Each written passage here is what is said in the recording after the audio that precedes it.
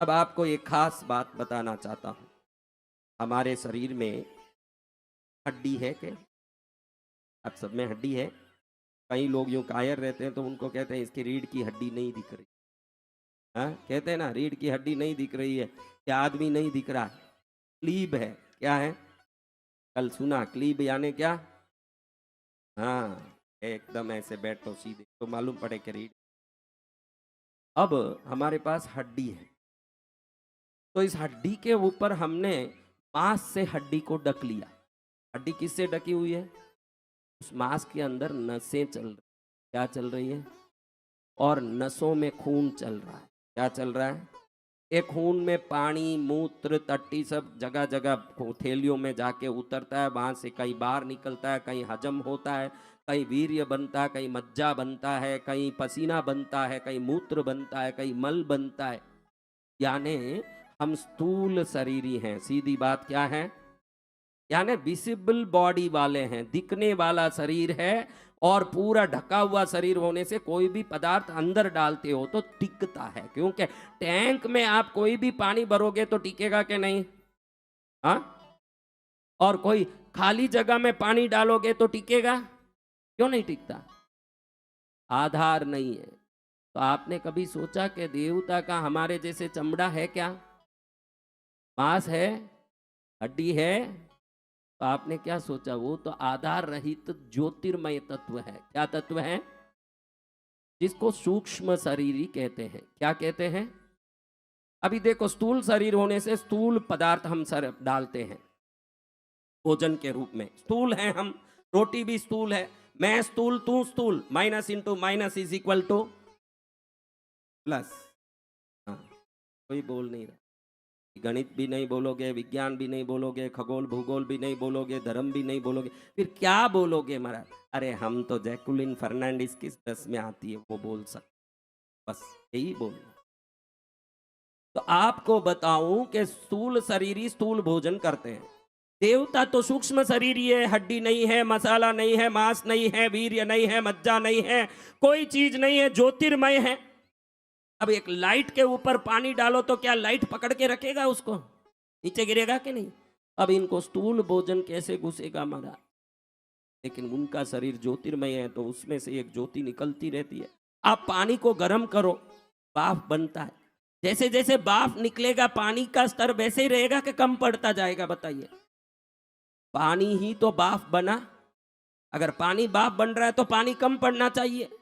ये देवों के शरीर से निकलने वाली रोशनी जिस दिन कम पड़ती जाती है, क्योंकि निकल ही रही है तो जरूर अंदर से कुछ तो कम पड़ेगा। 100 में से 2 रुपया निकाल दिया तो भी 100 रहेगा, संभव नहीं है ना। 100 में 2 निकाल दिया 98 होगा, और 2 निकला 96 होगा, 2 निकला 94 होगा, 2 निकला 92 होगा, 2 निकला 90 होगा, लास्ट में क्या हो जाएगा?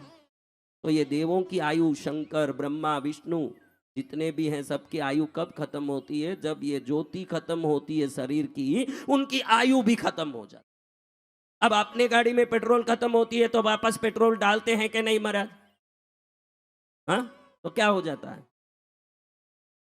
तो हमारे ऋषि मुनियों ने सोचा कि ये जो देवों के शरीर से रोशनी खत्म हो रही है, इस खत्म होती रोशनी को अगर बढ़ा दिया जाए, क्या करें तो वापस चलेगी। अगर रोशनी है तो जीवन है उनको।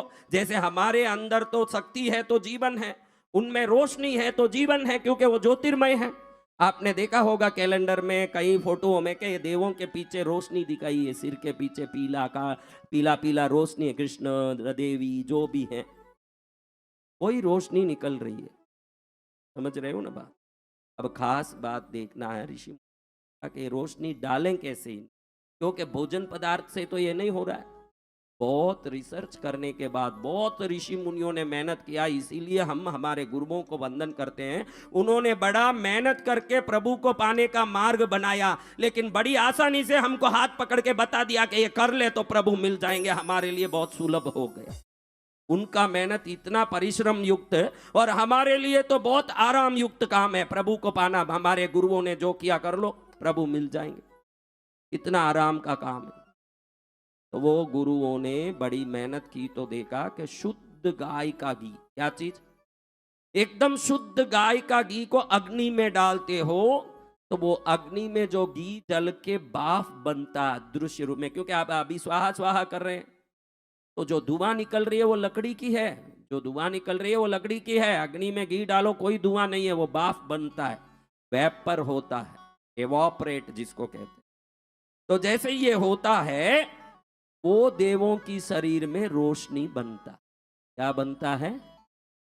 तो ऋषि मुनियों ने सोचा कि लेकिन ये रोशनी बने, 33 कोटि वर्ग देवता है, 33 वर्ग प्रकार के करोड़ों देवता है, किसके लिए डाले न किधर पहुंचे? तो अग्निदेव को निवेदन किया कि आप ये कर्म करें, जहां भी आपको जलाएंगे आवाहित करेंगे, आप उन देवों तक ये शक्ति पहुंचाएं। तो अग्निदेव ने कहा मैं तो अग्नि में खड़ा हूं, मैं पहुंचाऊं कैसे? मैं तो वहां रहूंगा तो ही वो काम होगा। तो देवों ने कहा आपकी ताप को तो और कौन झेल सकता है, आपकी ताप को कोई नहीं झेल सकता, आप ही इसका उपाय बताओ। तो अग्नि ने दया करके कहा मेरी 2 पत्नियां हैं, पहली पत्नी स्वाहा को आदेश दूंगा कि जिस भी देव का नाम लेके तेरा नाम लिया जाए, उन देवों तक तू वो शक्ति पहुंचाने का काम कर। ओम पद्मावत्यै नमः स्वाहा। अग्नि की प्रथम पत्नी स्वाहा देवी समझ लेती है कि ये पद्मावती तक शक्ति पहुंचाना है, इसलिए स्वाहा बोल रहे हैं। वो अग्निदेव की पत्नी, हमको तो आज तक कुछ पता नहीं था, हमारा करते स्वाहा स्वाहा सब करते, हम भी सुन रहे थे कि स्वाहा स्वाहा हो रहा है, होने दो, कोई स्वाहा होगा।